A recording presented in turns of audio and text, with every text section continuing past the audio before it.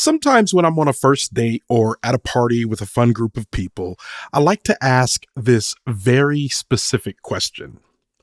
What's the worst thing you've ever done? There are all sorts of interesting and sometimes troublesome answers. I'm not perfect. My answer isn't great.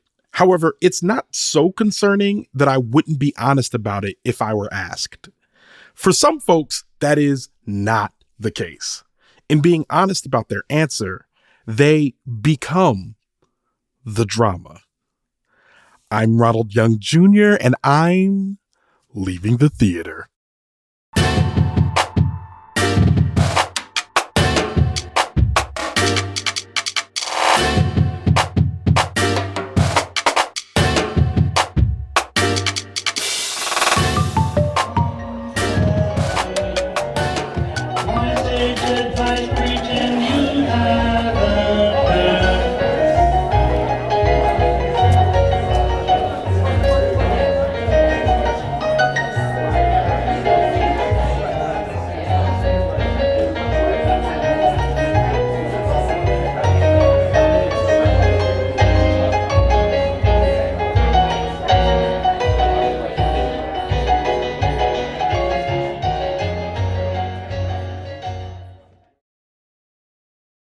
All right, this is Ronald, and I am leaving the theater after seeing The Drama.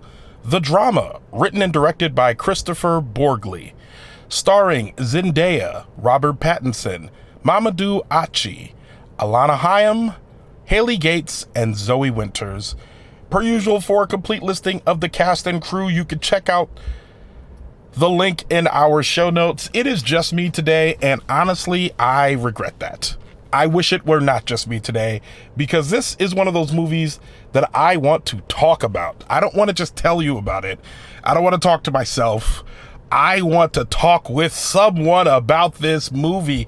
I almost want to go see it a second time with someone so I can talk about it with someone. I want to see it with women. I want to see it with men. I want to see it with black folks. I want to see it with white folks. I want to see it with queer folks. I want to see it with church people. I want to see it with non-church people. Man, I want to talk about this movie with anyone who will listen to me about this film. Wow. Just wow. Okay, let me calm down. The Drama is a film about a man named Charlie, played by Robert Pattinson, and a woman named Emma, played by Zendaya. And this is how you know that I care about this movie. I remember the character names. Y'all know I don't be remembering character names on here. And the story, it's their love story. It's how they meet, how they fall in love. But the majority of the movie is about them in the final days before their wedding. So essentially they are doing some last minute preparations, and they have a night out with their friends, played by Mamoudou Athie and Alana Haim as Rachel. I don't remember what Mamoudou Athie's character name is, but I do remember Rachel. They are out there doing a wine and food tasting to get ready for the wedding. And on that night, they do this thing that I love to do, which is they tell each other the worst thing they've ever done. So it starts off friendly and fun, and they're telling each other what the worst thing they've ever done is, and they're telling each other about it. They're going over it. And when they get to Emma, played by Zendaya, everyone else has said something, and Mamoudou Athie uses a person as a human shield to stop himself from getting bit by a dog. Rachel, she locks an intellectually disabled child in the closet, which arguably I think is the worst thing that any of them did. Robert Pattinson, Charlie, I don't even remember what he did. It wasn't that bad. But then when they get to Emma, she says what she did, and it becomes the central focus of the film. Rachel gets really angry at her, takes it very personally. The entire mood of the event is changed, and the rest of the film is kind of the fallout of this confession that she makes. Now, the movie starts, the cold open is the two of them meeting each other in a coffee shop. It's this meet cute, and much of the open of the movie is the two of them, Zendaya and Robert Pattinson, Charlie and Emma. It's the two of them, how they got to meet each other. It talks about their meet cute, and then it kind of going through the ways in which they love each other because they're getting their wedding speeches ready. So it's kind of like jumping forwards and backwards in time a little bit, telling us how they met each other. That's how it starts. This little part is the initial action of the movie. So we get all this cold open, they meet each other, they have this confession night, and then the rest of the film is them reacting to the confession. Now, right off the bat, the chemistry between Zendaya and Robert Pattinson is amazing. I always want to give credit to Zendaya because she is very, very good at being charming. She's charming from the moment you see her on the screen. I hadn't seen her in a while. And, you know, we just got, I forgot her name already, but she was in One Battle After Another. And they kind of fill the same role. And sometimes, oh my God, I'm going to have to look up her name so that I don't remember. And I know you're yelling it at me right now, but I'm looking it up. One Battle After Another. Chase Infinity.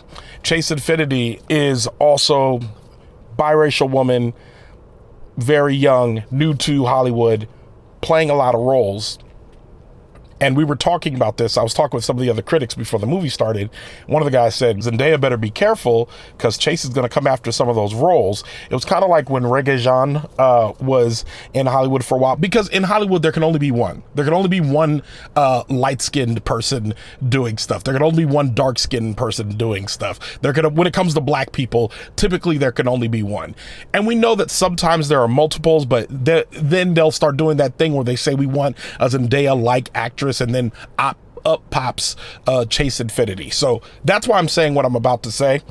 So while we were talking about that, I remember thinking, but I really like Zendaya. I think she's a great actress. I love seeing her. And as soon as she came on screen in this movie, I just remember there just no replacing this woman. She is good at acting, and she's primed to have a very good year if this is the start, because we still have Euphoria, Spider-Man, and Dune all coming this year in 2026. I don't think she's going to get any Oscar nominations for the other stuff, but I'm concerned because she played the role so well in this film, The Drama, that I'm wondering why this movie came out so early. If this movie comes out in November, it is a no-brainer she's getting nominated. It's a no-brainer she's getting nominated. She did outstanding. She clocked into work, did a great job in this role. And she plays opposite of Robert Pattinson, who is just, he's Robert Pattinson. He's a great actor. He's good. I've come to love this man, and I've come to show up for every role that he plays, especially post Twilight. Like, I was just kind of like, who is this guy? Whatever. But him and Kristen Stewart have done so much work to shed those roles. I barely remember they were in those movies at this point. And in this film, the chemistry between Zendaya and Robert Pattinson is it's outstanding. It's great. I believe it as a relationship.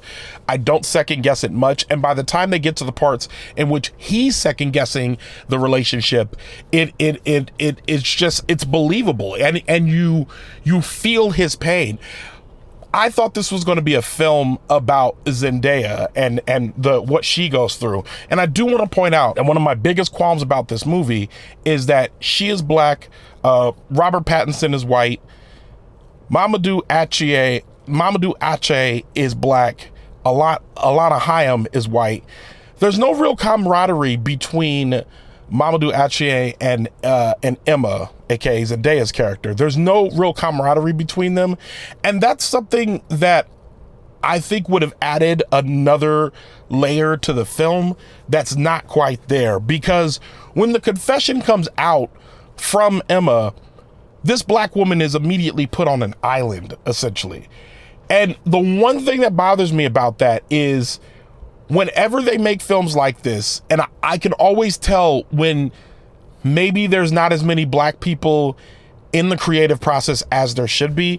I don't know Kristoffer Borgli's ethnicity. I don't know his race. I think he's white. I would assume that he's white, but I don't know that. I don't know that for certain. I'm looking at a picture of him. He certainly looks white. So, but I would say, that being said, there's something about the dynamic that I think gets missed when black people are put in a situation like this, and the white folks react in a very specific way, and there's no opportunity for the black people to be like, can you believe this? Like, what's going on with these people? What is this? There's no thought to that. And I feel like that, for me, is probably the one glaring missing piece of this film, because you have Mamoudou Athie, but he's best friends with Charlie. So he's concerned about what Charlie thinks.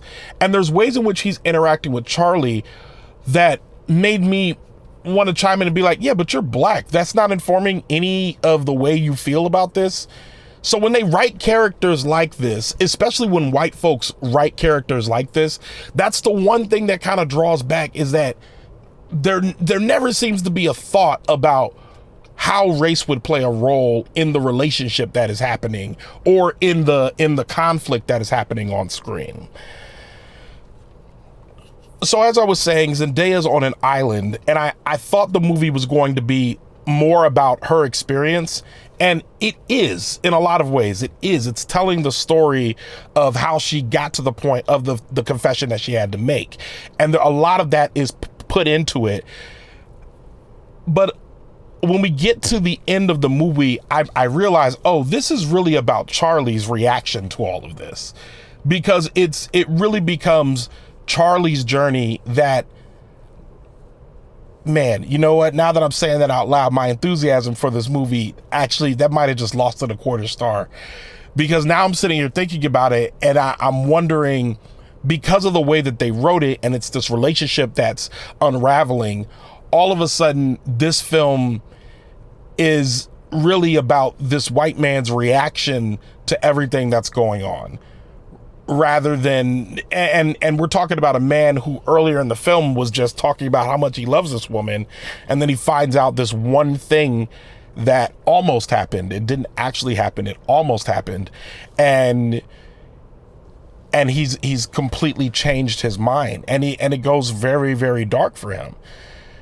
Now, that cools my enthusiasm about maybe the writing, but it doesn't cool my enthusiasm about the execution and performance of the acting in this. Just as characters and as people watching, as people that are playing these roles, I mean, they knocked it out of the park. I was all the way in this movie. I forgot like I had a life outside of this movie.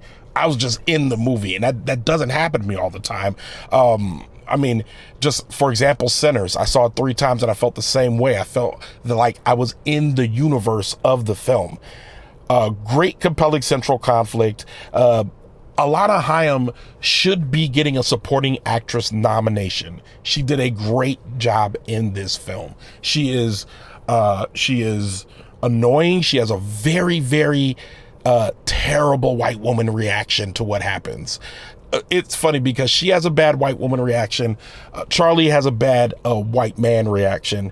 And you have Mamoudou Athie, who I don't know how they cast this role. I don't know if they said, hey, it's going to be a black person or the character's black. See, and that's what I'm talking about. When characters are written and race isn't thought about, you can kind of watch the whole movie again and say, oh, this is not a character who's having a black experience in this film. And then it makes me wonder if Emma is either. I don't know if they wrote these with race in mind. Man, that's the second time this coming up in this review. So y'all can see I'm struggling with it a bit, because now I'm watching it and I'm thinking, why doesn't that play a role? Especially in what I just saw. Especially in saying, like, there's not going to be one black person that's going to pop up and say, hey, Emma, that's kind of some white people stuff you're talking about right there. You know what I mean? Not one person's going to say that. So, but a dude wrote this too. So, like, some of the lines that are being said about women from a dude's perspective, I don't know. Again, it's not bad, and I don't think this takes the movie out. I don't want to take the discourse to a place where we're discarding the whole movie, because I enjoyed it. I want to watch it again. I 100% watch this film again just to get closer to the characters and see what's going on. But again, it's always going to come up with me. It's the same way I felt about Alien Covenant, where was it Alien Covenant? Alien Romulus, where David Johnson, a black person, has some very, very racialized things happen to him, and it makes me wonder, oh, are we in a world where we're just not worried about race anymore? And if so, can you please explicitly state that so I can just turn this off in my mind, because something just happened to this person that makes me think about that. The Drama is a good movie. It's a very, very good movie. I think that I'm concerned that it came out this early, because I think A24 might have, I don't know if they just didn't think it was going to be received well, or if they didn't think that it could be something that got a big Oscar push, or if they have something else that's coming out in the fourth quarter that they think is going to get more buzz. But there's two nods in this film right off the bat. And I think this could have gotten a direction nod and maybe even a writing nod. If this is an original screenplay, then I think there's 4 Oscars I'm looking at that this could have been nominated for right off the bat. Very good. Can't stop thinking about it. Want to talk about it more with other people. This is just a flat out good movie. I noted my issues, and I think that's what stops me from giving the rating that I thought I was going to give it. I knocked off a full quarter star off of this. So with all of that being said, this is a 4.25 of 5 movie. I would have given it 4.5 stars, but that race stuff I really think the fact that I don't know if they were thinking about it is a problem for me. That's a problem for the movie. And I think the half a star that stops it from becoming a 5-star movie is that there's a few instances or a few unanswered questions that I felt could have been addressed because of the way that they were brought up. Emma has a disability, and the way the disability happens, it made me wonder how her parents found out about it and what they knew or didn't know. And because they never addressed it, it kind of just sat as a question in my mind. And so there was a couple of little holes like that throughout the film, but those would have been, I mean, to me, that when they stick in my mind like that, they just make it a little less satisfying a movie for me. But that doesn't stop me from really being enthusiastic about this, a 4.25 of 5-star movie. And with that, Leaving the Theater is a production of Oh It's Big Round Studios. I mixed this episode, and today I did a double header. I went and saw the Super Mario Galaxy movie, and then immediately left that theater and walked into The Drama. This is how the press screening was set up. There was a bunch of us that did this. It was a great time. I'm glad I got to see both of these films, but it is work, and it means I had to leave my house at like 3:20 to get all the way to, what is this, Silver Spring, in order to watch these movies. It's a long drive. I was in the car for about 54 minutes getting here, and now I am I should be 3 episodes ahead, because I've already done Normal, and that's going to come out in a couple of weeks. This will come out first, so you're hearing this right now, and then next week the Super Mario Galaxy movie will come out. That's not to mention the work that I'm still doing with Heartbreaker and Wait For It. A lot of editing, a lot of work, a lot of listening, a lot of stress. Sometimes I'm depressed and I still have to do work. I'm working hard, y'all. I'm grinding hard.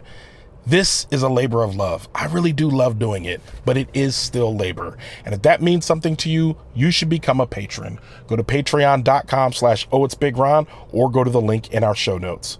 Show art from Heather Wilder. Theme music by the mysterious Breakmaster Cylinder. For more information about The Drama, check out our show notes. You can follow me on Instagram, Blue Sky, TikTok, Threads, or Letterboxd at Oh It's Big Ron. That's at OHITSBIGRON.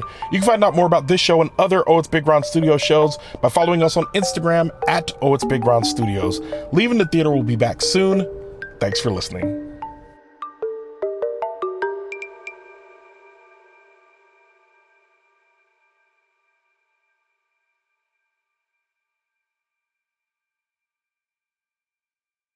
I'm Ronald Young Jr., and I'm jumping forwards and backwards in time, getting bit by a dog.